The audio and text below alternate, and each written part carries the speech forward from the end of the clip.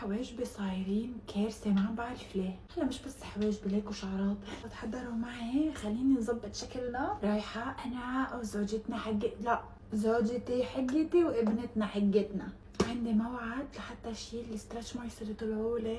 ايه تخيلوا انه ما طلع لي على بطني لكن طلع لي على افخاذي وحوالين افخاذي. للي بيعرف ان انا كنت دايما لكم ما كنت تحطوا هذا الروتين اللي عم حطه على بطني على اجريكم وعلى افخاذكم وهيك، بس ما كنت انا عم نفذ النصيحة بنفسي او ندمت.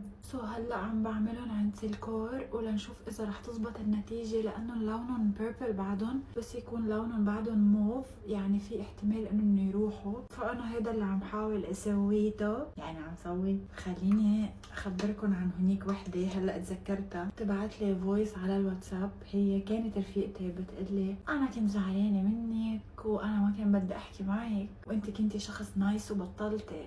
اخر المسج بتقلي بعتي لي صورة بنتك. ايش تقصدي؟ ايش تقصدي بكلامك ده؟ هلا انا بعرف انه العتب عقد المحبة، بفهم، بس خليني اخبركم شو صار وليه هي زعلانة مني. انا بتيجي بيوم من الايام هاي البنت بتحكي اختي، بتقلها انا جاية على دبي واذا فيني اقعد عندك. قالت لها بس بدي اقعد عندك يومين. قالت لها اختي اكيد اهلا وسهلا تعي قاعدة عندي. انا بالنسبه لإلي اذا مش حدا عيله ما بحب حدا ينام عندي. سالتكم هالسؤال قبل بمره انه انتو عندكم مشكله تيجي بنت تنام عندكم بالبيت ولا لا؟ بفترتها هاي القصه صارت، لانه انا ما احب، ما بحسها ظابطه. بس جيت استشرتكم وانتو قلتوا لي نفس الشيء، انه لا، حتى في منكم قال اختها ما بتخليها تنام عندها. يعني تجي هاي الصبية وبتنام عند اختي عايشة هي وزوجها بالبيت لحالهم. تاني يوم كان عندها انترفيو لشغل، فاختي لبستها، عملت لها شعراتها، حطت لها ميك اب، حضرتها، يعني لبستها من ثيابها، اهتمت فيها، عملت لها ترويقه، دلعتها، نظنظتها، دشتها بالاخر وحفظتها. يعني ايش تبين ايش تبين. راحت هاي المدام على الانترفيو الشغل وهي وعلى الطريق راجعه بتسال اختي وينك؟ بتقلها انا بالمطعم انا واختي، يلا تعي نتغدى مع بعض. وطلبنا اكل وناطرينها توصل محسوبتكم. واختي بتغلط وبتسالها كيف كان الانترفيو حقتك.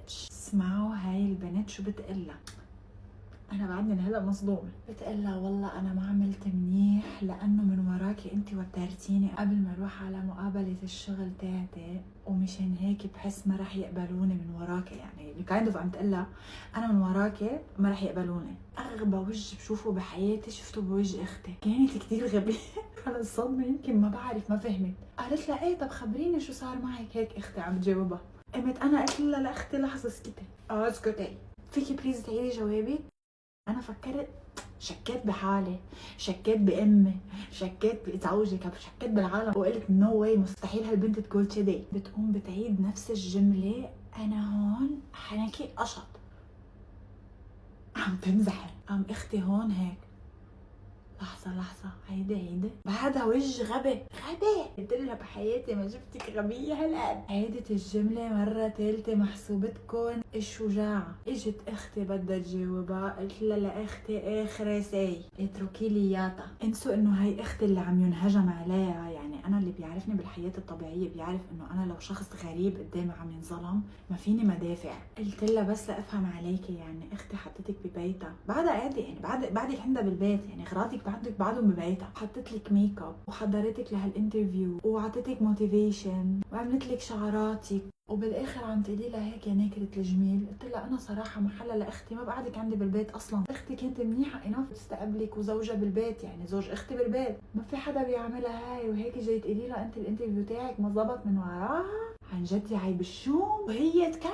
انتبهوا هيدا وكله صرنا نقلها وننصحها بحياتها انه شو تعمل، انه ما فيك تضلي هيك وبلشي فكري بحالك. خاصة انه هاي البنت من يومها فوضوية. يعني مثلا يكون عنا تصوير نحن بنعرفها من عرض الازياء، تقول للكلاينت انها جاية ما تجي تسكر تليفونها. حتى النهار اللي راحت فيه على دبي اللي كان عندها الانترفيو بوقتها كان عندها شغل بلبنان ونيمت لهم وسافرت، ما قالت لهم حتى انها منا جاية. الجاية. تخيلوا صرنا انا واختي نقول لها ما عليك، كلنا مرقنا بظروف صعبة وبكره امورك بتتحسن، نعطيها هيك موتيفيشن بالحياة. يعني هيدا كله يفوتوا من هون يطلعوا من هون وترجع تبرم وتقلها لاختي كله من وراكي انا الانترفيو ما مشى حالها. انا كنت حامل بوقتها وقلت يا بنت خلص ما عادش ترد عليها لانه رح تطلع باعصابك الغباء. انا اي كان صراحة anyway ما رح احكي لكم القصة كلها ببارت واحد، فاحضروا بارت 2 رح نزله اكيد دغري. خلينا نعمل شعراتي مع بعض.